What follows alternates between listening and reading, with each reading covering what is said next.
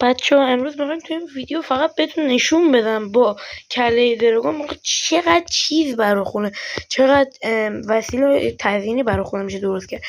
یکیش اینه، واقعا این قشنگه. یکیش اینه،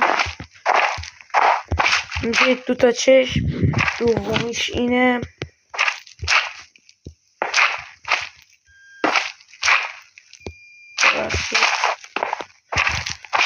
دومیش این شکل. ای بابا این هدشم کم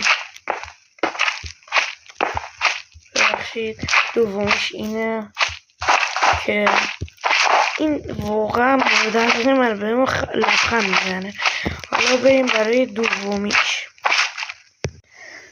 حالا ولی اگر 4 تا هد دراگون این شکلی با هم بذاریم، اینجوری روی همینطوری بزنیم یه دایره درست میشه. دقیقا یه دایره ماینکرافتی. خب حالا بریم برای بعدی.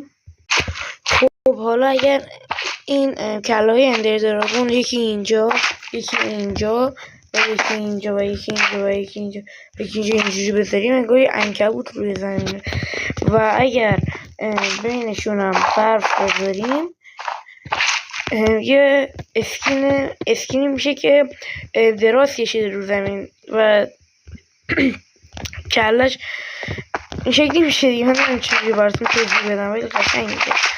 بریم برای بعدی. این یکی که داخل ویدیو قبلم بهتون گفتم که این شکلیه، مثلا یه اخمه با 2 تا چشم، ولی اگر اینوری بشیم میشه یه آدمی که 2 تا دست داره، یه اسکینه. بعد میتونیم اینطوری اضافه کنیم بهش، یعنی واقعا من یه آدمش کنم. فکر من یعنی آدمش کنم. الان دقیقا یه آدم قشنگ شد، یعنی یه کله، 2 تا دست، یه 2 تا پا. خب بریم برای بعدی که بهتون نشون بدم.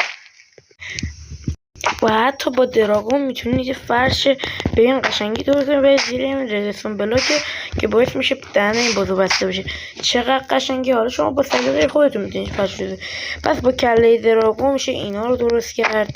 میشه یه دانه لبخند درست کرد. میشه یه دانه کله با 2 تا چشم درست کرد. میشه یه دایره درست کرد.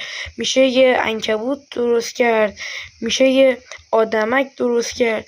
خب ممنونم که این ویدیو رو دیدید. اگر از این ویدیو خوشتون اومد حتما لایک و ساب کنید کانال منو و خداحافظ.